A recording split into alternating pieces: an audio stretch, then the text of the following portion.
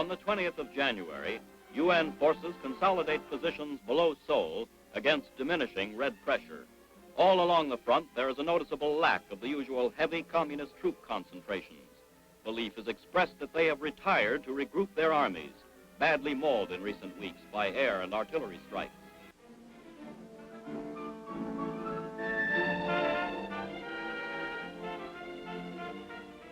During the week of the 22nd to the 29th of January, the United Nations limited offensive moves northward as strong task forces recapture key cities and probe for the enemy's main line of defense.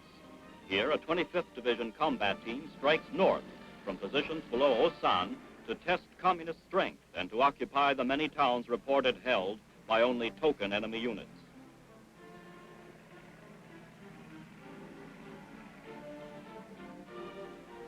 Troops of the 35th Regimental Combat Team enter battered Osan without opposition. After defense posts are established, they push on toward the first day's objective, a village north of Osan. Here, a soldier cleans and checks his machine gun to avoid the danger of stoppages in the wintry weather. Across a frozen stream, the men continue their advance along the road to Suwon. Other UN units to the east move 12 miles above Wonju, while Kumyang-jang falls to Allied forces in an attack highlighted by a bayonet charge of the Turkish brigade. Naval units bombard Incheon in a diversionary raid. UN planes fly 700 sorties on this day, inflicting high losses against the enemy. Though tanks have not recently been encountered in any large numbers, the troops are well prepared for them. As the task force nears its day's objective, civilians coming from the village are methodically searched for weapons. The refugee problem has eased considerably in comparison with the mass flight of hundreds of thousands from Seoul and other endangered cities in the past month, but there are still those who remain in the combat zones between the two armies, keeping UN soldiers constantly on guard against the danger of communist infiltrators. Task force troops move carefully into the war-scarred town, where they will spend the night on the alert for Red snipers and suicide groups. A South Korean interpreter questions two refugees. As the limited offensive goes into its second day, the 25th Division spearhead sweeps across the low hills towards Suwon. The 8th Army, finding little Red pressure to contend with, regains hundreds of square miles in the western sector of the front. An enemy strong point is encountered, and artillery is called for.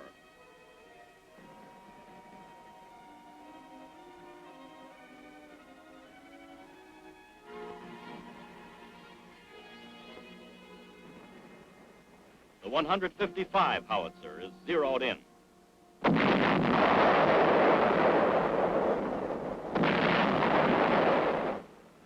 To avoid bypassing Red pockets in the hills, the troops leave the roads, searching the countryside and villages. Prisoners are taken, some of the few found in the nearly deserted towns. On the second day of their thrust up the main coastal road to Seoul, the task force enters the outskirts of Suwon, carefully searching every building for concealed Reds. Scattered enemy resistance is quickly cleaned out. Meanwhile, sizable gains are recorded north of Incheon and Kumyang-jang, while the naval shelling of Incheon moves into its second day.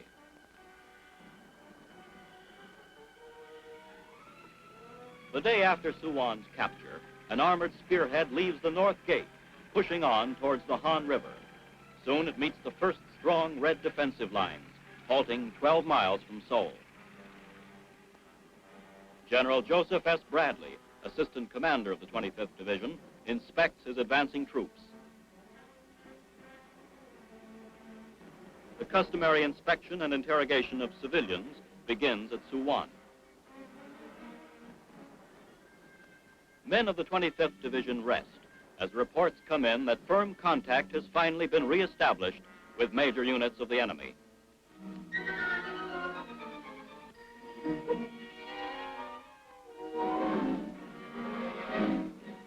UN troops, in the second week of their limited offensive, battle northward towards Seoul, continuing to forge ahead over the bitterly contested ground north of Suwon. In the new system of United Nations offense, forced by communist hold or die tactics, Allied forces leave the roads and dig the Reds from their caves and foxholes. Enemy dead litter the ridge. Chinese prisoners, routed out of the hills, are thoroughly searched and administered first aid by soldiers of the 25th Division. The face of an American GI expresses the bitter sadness that comes with war.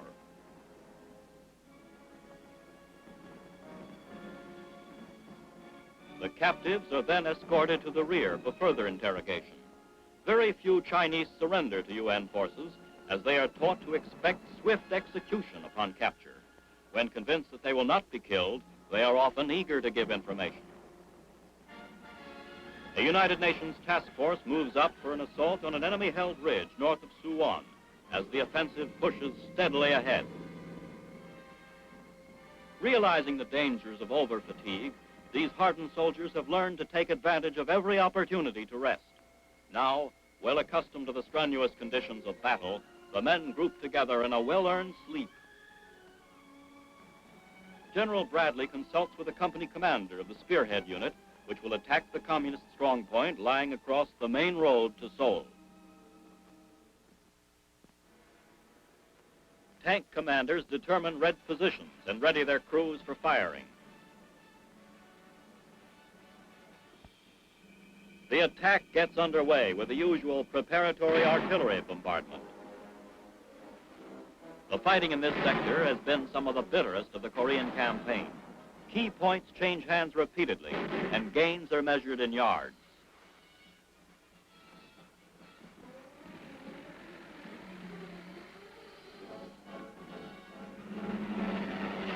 The tanks move up to new positions nearer the ridge and continue to blast away at the communist emplacements. The enemy returns the fire and scores a near miss on one of our tanks. A South Korean 57-millimeter battery adds its firepower to the assault as the bombardment proceeds to soften up the Reds for the infantry attack.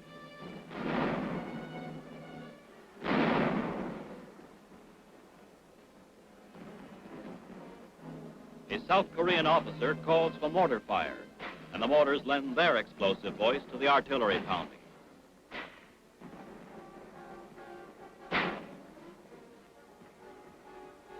Paced by this support, the column brings the full force of its firepower to bear on the Red-dominated hill. Throughout Korea during the first week of February, observers are noticing more and more the high morale evidenced by the UN soldiers. With assured faith in their leaders and confidence in their own ability as a fighting team, the troops of 14 nations forge ahead in the push northward toward the Han River and Seoul.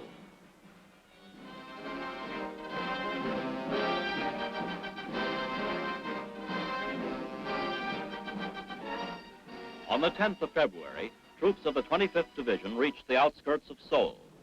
The Han River Bridge figures once more in the Korean fighting, and a familiar sign still stands. 3 badly frightened Chinese prisoners are brought in for questioning. Expecting execution, they face only interrogation and removal to PW compounds. Attempting to cross the Han, a patrol is halted temporarily by intense fire from the communists occupying Seoul. Later, another patrol managed to enter the city, but withdrew after some limited probing. As the action continues with opposing forces dueling from opposite sides of the Han, other UN task forces are sweeping north and west to occupy Incheon and Kimpo. At the week's close, 4 Allied divisions are at the Han, and Seoul is nearly surrounded.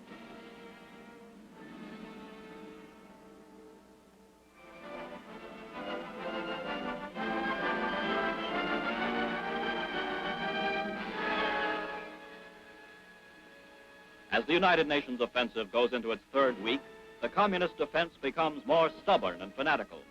Enemy troops give ground slowly along most of the front in the face of spirited Allied attacks.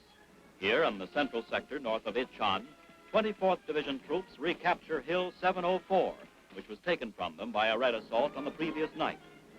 A prisoner points out nearby Chinese positions.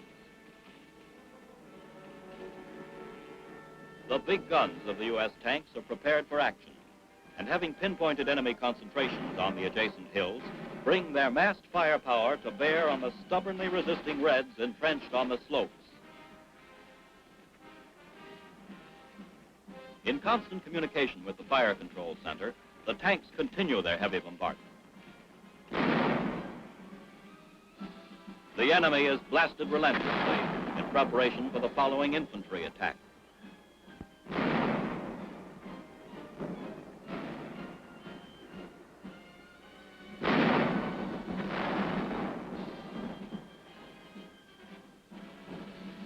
Above Wanzhou, a flying boxcar delivers ammunition and supplies to the 10th Corps, which is preparing a new assault against increasing Red pressure in the central mountain sector. Supply by airdrop, once an emergency measure, has become routine in Korea. With the spring thaws due soon, and with them the almost impassable Korean mud, these techniques of airborne logistical support will permit continued supply operations.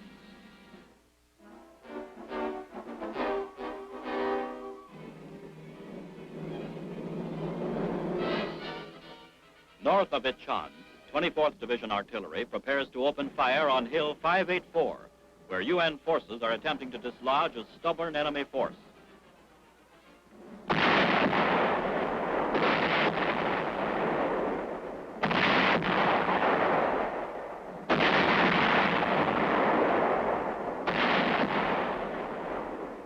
These hill positions anchor the right flank of the Red Central Sector offensive. By commanding the heights, UN troops hope to flank and cave in the communist advance. 4.2 heavy mortars join in the barrage. The communists held fast in these hills during most of the Allied limited offensive of the last 3 weeks. Now, with the launching of the Reds' counteroffensive down the central mountains, the communists cling tenaciously to this strong hill salient, which guards the right flank of their drive toward Wanzhou. Observers watch strikes on the enemy hill positions.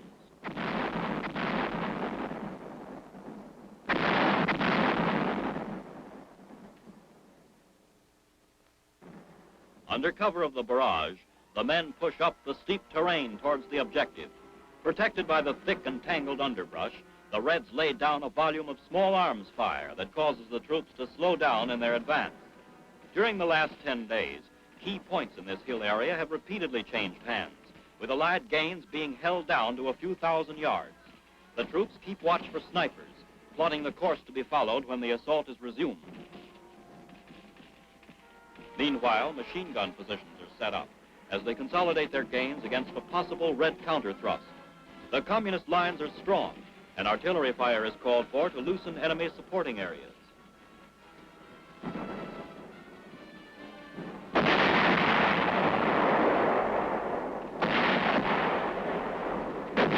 In spite of the initial bombardment, the Reds hold firm in their emplaced positions, dominating the heights.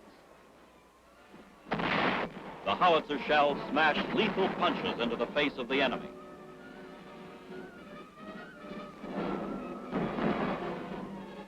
The steep grade slows the advance. Attacking in battalion strength, the troops move up as fast as possible to avoid Red sniper fire. Red forces have relied heavily on surprise night attacks, attempting to regain positions taken from them during the day by UN units. The communist tactics of infiltration and sudden mass charges fit well with the dense foliage.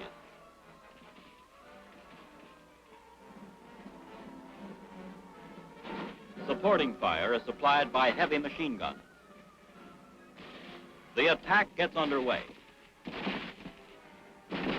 The new assault carries forward to one section of the hill's crest where UN troops are able to bring fire directly on the main enemy positions in close, rugged fighting.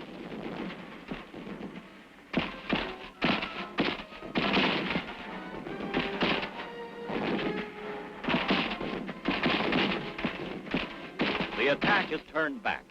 However, at week's end, an all-out drive crushes these positions, collapsing the right flank of the Reds' offensive. By the 18th of February, UN forces seize the initiative again as Operation Killer forges northward in the wake of the ill-fated Red breakthrough attempt. United Nations air power continues its around-the-clock pounding of men and materiel.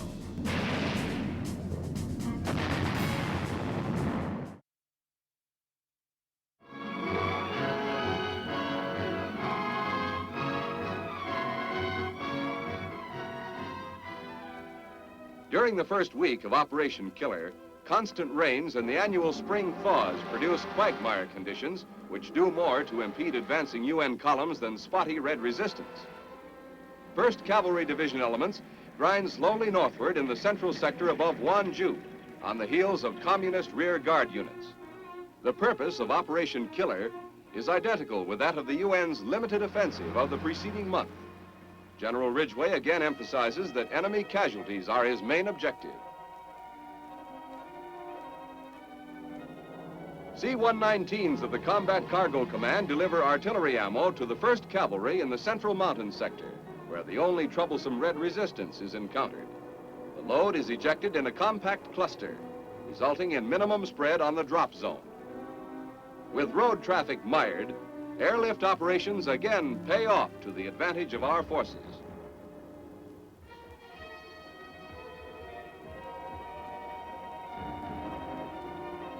Nose fuses are screwed into place at an artillery forward position in the Korean hills. Powder increments are unpacked, ready for immediate use. The chain of supply ends as armored artillery batteries fire outgoing rounds at enemy held points in the wooded hills.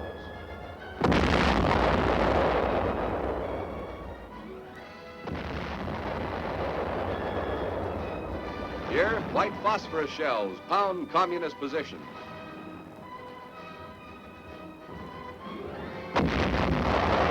Air bursts hurl metal fragments into the enemy emplacements. Since the Korean War began, the UN forces' close and plentiful artillery support has helped greatly to neutralize the large numerical superiority of the Reds. And here, artillery again softens communist defenses, clearing the way for the renewed Allied offensive.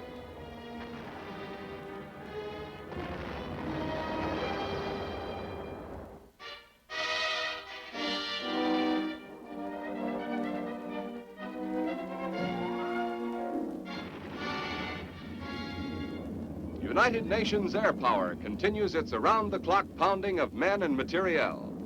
Merciless attrition and interdiction sorties prevent the communists from consolidating in any large buildup of forces.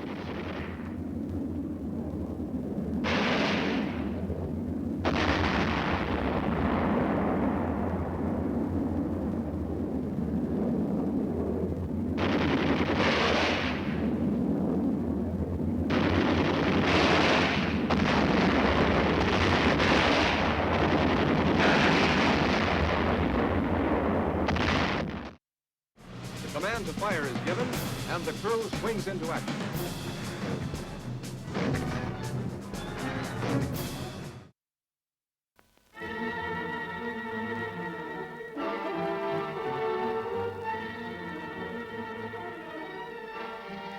During the period 5 to 12 March, the United Nations attrition offensive moves steadily ahead in the Yangpyeong area north of the Han River.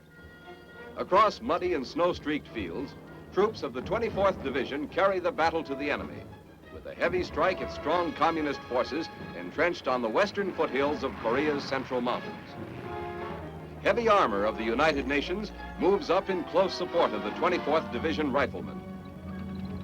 The 8th Army's numerically superior armor enables them to supply Allied foot soldiers with maximum support. These tanks, playing on the superstitious nature of the enemy, are painted with the markings of the tiger. Intensified armor-supported attacks of this kind are rolling back the Red aggressors along most of the front and are preventing them from initiating any offensive action of their own.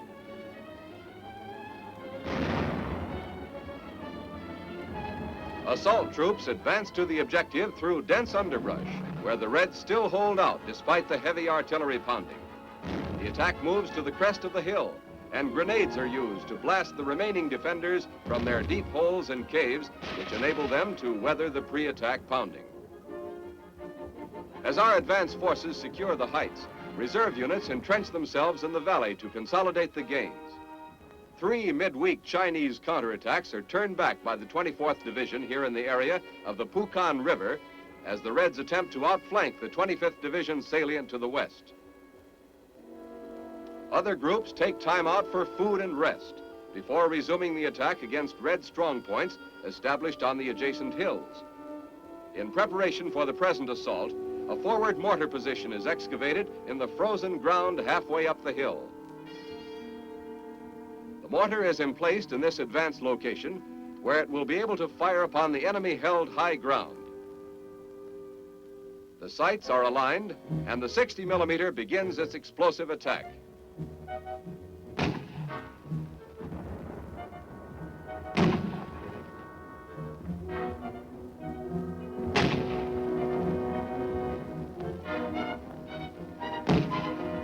A recoilless rifle is brought into action against the stubborn resistance. A machine gun lends its firepower as the advance gets fully underway.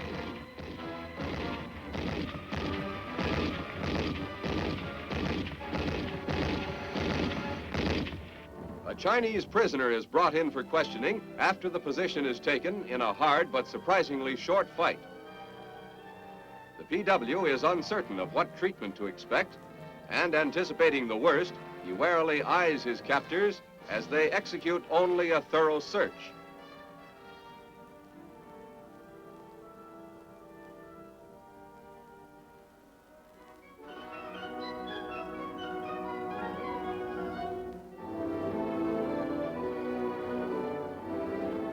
On 7 March, assault troops of the U.S. 25th Infantry Division advanced to the Han River 15 miles east of Seoul.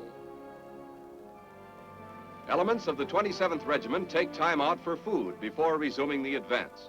Because of its frequent use in emergency action, this regiment has come to be known as the Fire Brigade.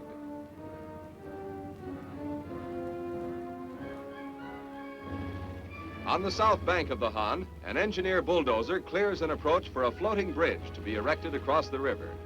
This bridge will accommodate the medium tanks and other heavy vehicles.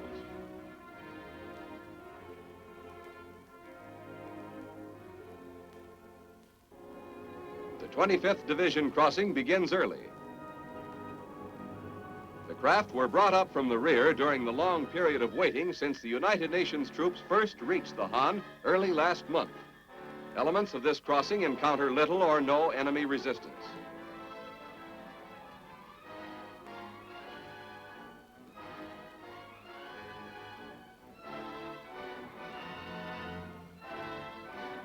Men of a heavy mortar squad prepare breakfast, but remain constantly on the alert. The call comes. The command to fire is given, and the crew swings into action.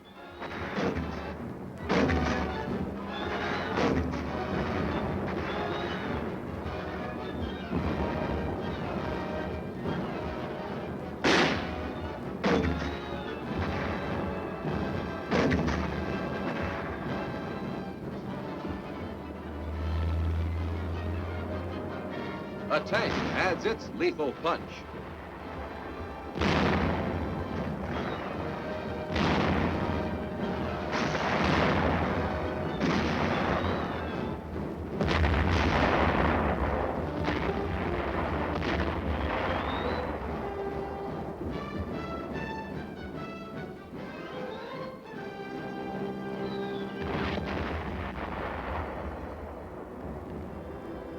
UN troops examine a deserted Chinese gun emplacement in the path of the advance.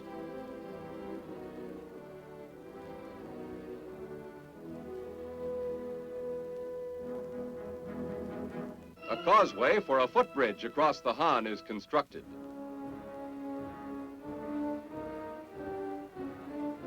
Ducks are brought up to accommodate a greater number of troops in the crossing. Later, they do double duty by bringing back Chinese prisoners. A short 2 hours after the initial crossing, U.S. engineers are well along in their construction of a footbridge. This bridge will provide additional means of crossing for larger groups of infantrymen.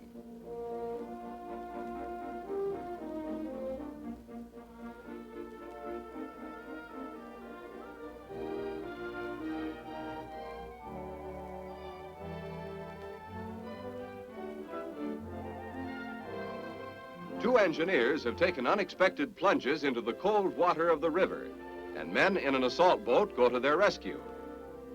The The accident doesn't seem to dampen the spirits of either man, and soon the footbridge is completed and in operation.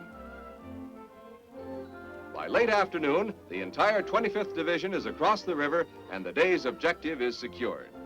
The bridgehead is continually expanded, and by week's end, patrols are engaged in probing action 7.5 miles north of the Han.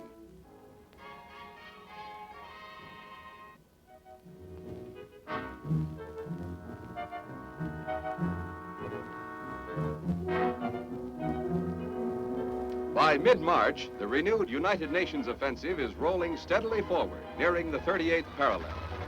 Members of a 7th Division reconnaissance patrol strike northward through land from which the communist forces have been withdrawing rapidly, but in good order.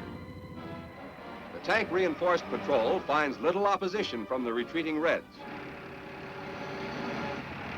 Communist resistance, which had previously been stubborn at many key points, now seems to have collapsed in most areas. However, their withdrawal route is studded with anti-tank mines and booby traps.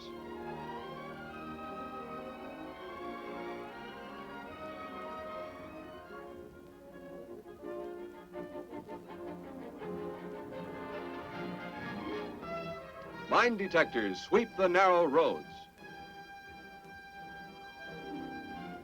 Engineers repair a road dynamited by the retreating Reds. The collapse of communist resistance below the parallel seems to indicate that the Reds hope to prepare their spring offensive in North Korea, unmolested by UN ground attacks. The blasted area is quickly restored, and the patrol continues toward the boundary line. Enemy casualties are low as the communists, pulling back mostly at night, carry out their retreat according to careful plan.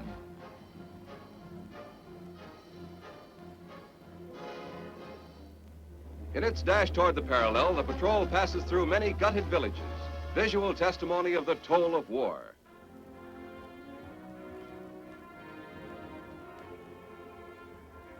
One tank wallows in a stream, disabled by an enemy mine cleverly placed at the stream ford. Although time is precious, an attempt is made to tow the disabled tank from the water. Operating on a strict schedule, the patrol is attempting to reach the 38th parallel and return during the daylight hours. The tank bogs down in midstream and has to be abandoned. Loose equipment and removable armament are quickly stripped from the derelict tank. Near the parallel, Red rear guard positions are raked with 50 caliber fire.